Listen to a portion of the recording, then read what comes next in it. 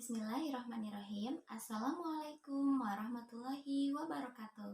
Apa kabarnya anak-anakku hari ini? Semoga selalu dalam keadaan sehat walafiat ya. Alhamdulillah, kita dipertemukan lagi nih di pelajaran tematik, masih di tema 1 tentang pertumbuhan dan perkembangan makhluk hidup, subtema 4 dan pembelajaran 5 dan 6. Namun, seperti biasa, sebelum kita mulai belajar, alangkah baiknya kita berdoa terlebih dahulu. Bismillahirrahmanirrahim. Allahumma inni as'aluka ilman nafi'an wa rizqan thayyiban wa amalan mutaqabbala. Amin. Nah, anak-anakku, di pembelajaran 5 kali ini, yaitu kalau di buku halaman 114, di sana ada percakapan ya antara Lani dan Nina. Maka dari itu, yuk kita sama-sama membaca di halaman 114. Lani sedang bermain di rumah Nina. Saat sedang bermain di teras, Lani melihat ada tumbuhan hijau di sudut teras. Lani pun bertanya kepada Nina, tumbuhan apakah itu? Nah, jadi ketika Lani dan Nina sedang bermain, lalu Nina melihat ada tumbuhan di teras rumahnya, Nina. Nah, kata Lani, Nina, itu tumbuhan apa di pojok terasmu? Oh, itu namanya suplir. Apakah tanaman suplir menghasilkan buah atau biji? Lalu kata Nina, tidak, tumbuhan itu tidak menghasilkan buah dan biji. Lalu Lani bertanya lagi, oh begitu ya, jika tidak menghasilkan biji, bagaimana cara suplir itu dapat berkembang biak? Lalu Nina menjawab, kata ibuku, suplir berkembang biak dengan spora. Spora adalah bagian tumbuhan yang berfungsi untuk memperbanyak tumbuhan. Pada tanaman suplir terdapat spora. Saat spora tertiup angin, maka spora itu nantinya akan jatuh di suatu tempat yang lembab. Nah, spora yang jatuh akan tumbuh menjadi tanaman suplir yang baru. Lalu kata Lani, wah, aku baru tahu. Terima kasih Nina sudah menjelaskan kepadaku. Kata Nina, sama-sama Lani. Nah, di sana ya, Nina yang sedang menjelaskan kepada Lani tentang tanaman yang Nina tanam di rumahnya, yaitu tanaman apa? Suplir. Nah, suplir itu ternyata dia tidak memiliki buah dan biji, tetapi suplir itu memiliki spora untuk berkembang biaknya. Bagaimana caranya? Yaitu ketika sporanya tertiup angin, maka akan jatuh di tanah yang lembab. Kemudian setelah itu sporanya tumbuh lagi deh. Nah, itulah salah satu contoh perkembangbiakan alami. Nah, ada juga loh perkembangbiakan tanaman dengan cara buatan. Apa itu? Ya, dengan cara stek. Nah, stek juga merupakan salah satu cara untuk menanam tumbuhan dengan cara buatan. Nah, bagaimana cara membuat tanaman dengan cara stek? Nah, kita buka sama-sama halaman ke-118. Di sana ada teks yang menceritakan tentang bagaimana menanam dengan cara stek. Nah, stek ini merupakan salah satu cara menanam tumbuhan. Stek disebut juga sebagai perkembangbiakan buatan pada tumbuhan. Stek dilakukan dengan cara memotong bagian tumbuhan, misalnya batang atau tangkai. Sebelum memotong, pastikan bagian tumbuhan tersebut memiliki mata tunas. Bagian tumbuhan yang telah dipotong tersebut kemudian ditanam. Nah, potongan itulah yang kemudian menjadi tumbuhan baru. Nah, stek itu salah satu cara menanam dengan teknik buatan, yaitu dengan cara dipotong tuh bagian batang atau harus diperhatikan itu harus memiliki mata tunas, karena dari mata tunas itulah nanti tumbuhan barunya tumbuh. Nah, berbeda dengan yang tadi spora. Kalau spora atau perkembangbiakan dari tanaman suklir itu dia secara alami, yaitu sporanya tertiup angin, kemudian jatuh di tanah yang lembab, kemudian tumbuh spora yang baru. Suklir yang baru. Kalau stek itu dengan buatan kita, yaitu dengan cara memotong tangkai atau batangnya, kemudian ditanam lagi. Nah, itu perbedaannya cara perkembangbiakan alami dan cara perkembangbiakan tumbuhan dengan cara buatan. Nah, tumbuh-tumbuhan yang ada di sekitar kita itu merupakan tanggung jawab kita untuk merawatnya, melindunginya, dan menjaganya agar lingkungan kita tetap sehat. Nah, peduli terhadap lingkungan itu tidak hanya dilakukan pada lingkungan sekitar kita, tetapi di lingkungan sekolah pun kita harus peduli ya.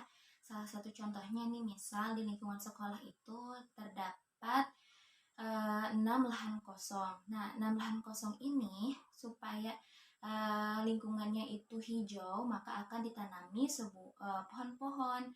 Nah, jika sekolah kita memiliki 348 pohon, nah untuk ditanami ke 6 lahan, berapa bibit pohon yang ditanam di setiap lahannya? Ayo, berapa? Nah, untuk menyelesaikannya, kita simak video selanjutnya. Nah, bismillah, sekarang kita akan belajar menyelesaikan soal cerita. Nah, seperti yang telah dijelaskan tadi ya, soalnya adalah contoh, misal ada siswa SD tunas bangsa bekerja sama dengan masyarakat di lingkungan sekolah. Mereka akan menanami lahan kosong di lingkungan sekitar untuk penghijauan.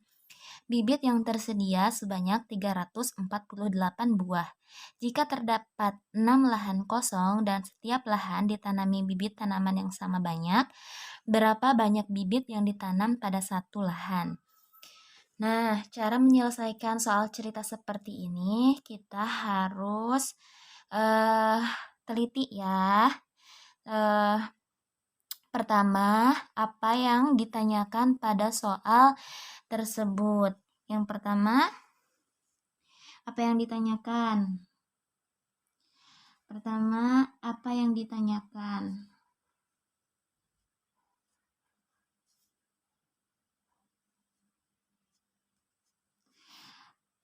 Maaf ya, sebelum apa yang ditanyakan, kita terlebih dahulu mengetahui apa yang diketahui ya.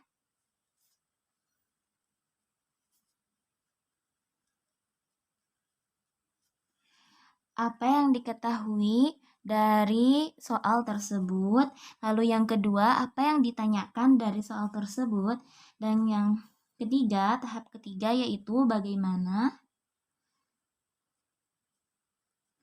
cara menyelesaikannya.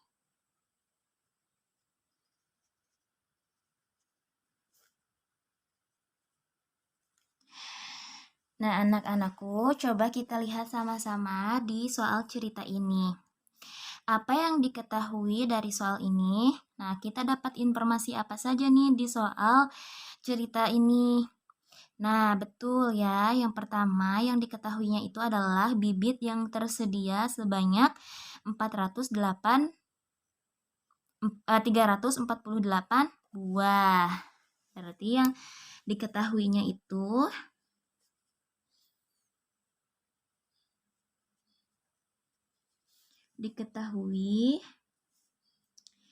bibit yang tersedia ya.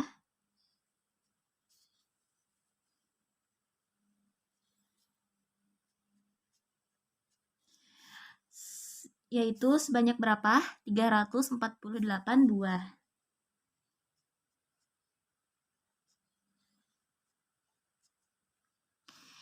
Lalu informasi yang diketahui di soal ini, terdapat 6 lahan kosong yang siap ditanami ya. Terdapat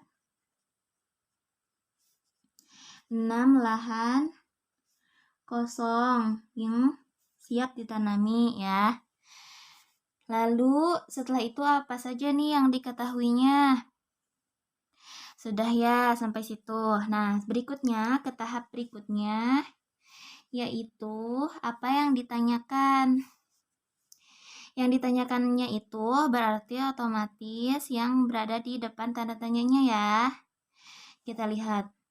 Nah, berapa banyak bibit yang ditanam pada satu lahan? Nah, itu merupakan yang ditanyakannya. Yang ditanyakan pada soal tersebut yaitu berapa banyak bibit yang ditanam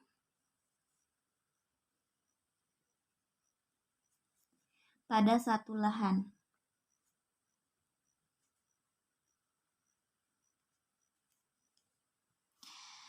Nah, setelah itu, tahap ketiganya yaitu bagaimana cara menyelesaikannya.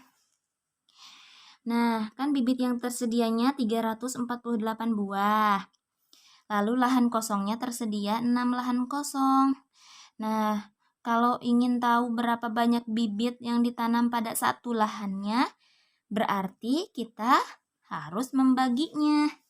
348 dibagi 6. Maksudnya itu adalah 348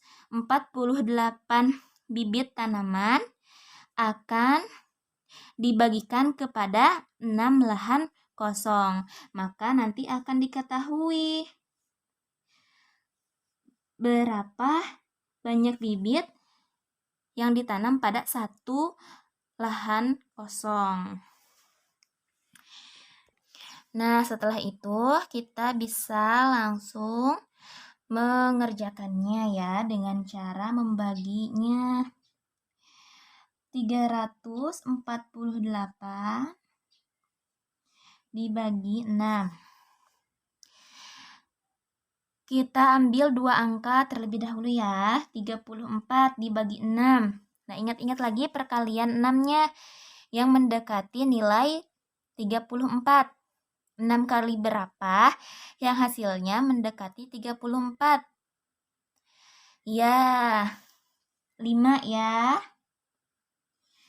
Kita simpan di sini angka 5-nya. Lalu kita kalikan ke angka 6. 5 dikali 6, 30. Setelah itu kita kurangi. 8-nya kita turun.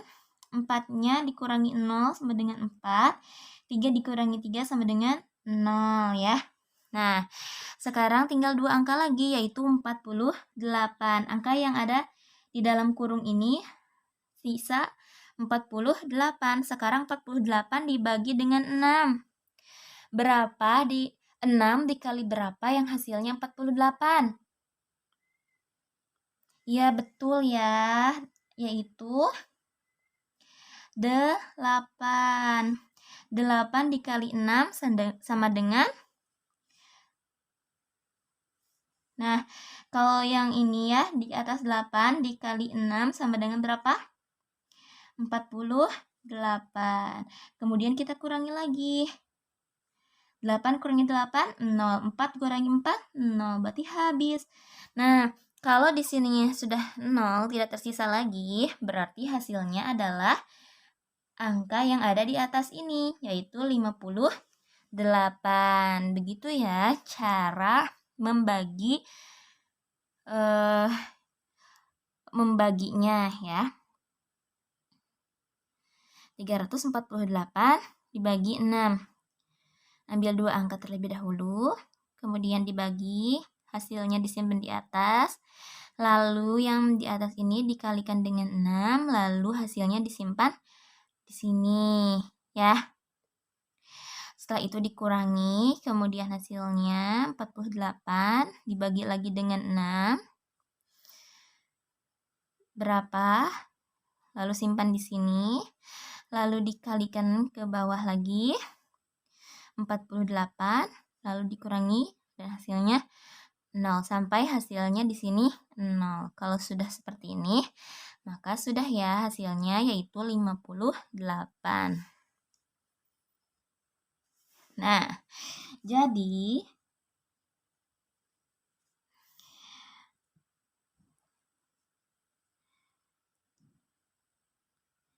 pada satu lahan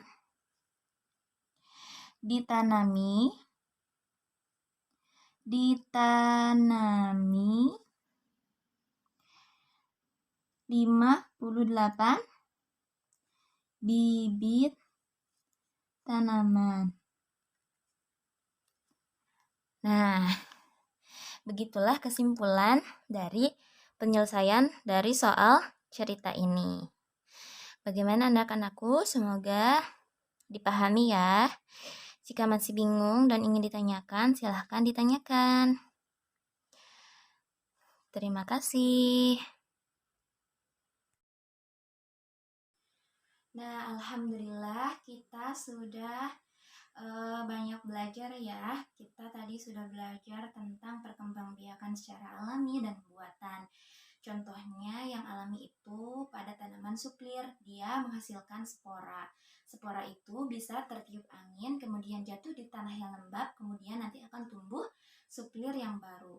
Sedangkan perkembangbiakan tumbuhan dengan cara buatan, salah satu contohnya yaitu dengan cara stek. Stek itu yaitu dengan cara memotong batang atau tangkai tumbuhan, kemudian ditanam kembali. Lalu kita juga sudah belajar tentang tanggung jawab kita terhadap lingkungan, yaitu dengan cara merawat dan menanam pohon, dan juga tidak menebang pohon secara sembarangan. Dan juga kita tadi sudah belajar berhitung operasi pembagian dengan menyelesaikan soal cerita.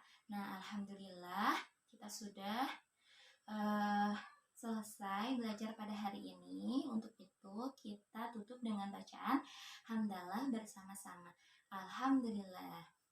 Semoga ilmu yang telah didapat oleh Ananda semuanya bermanfaat untuk Ananda kelak nanti ya. Saya tutup. Assalamualaikum warahmatullahi wabarakatuh. Tetap semangat.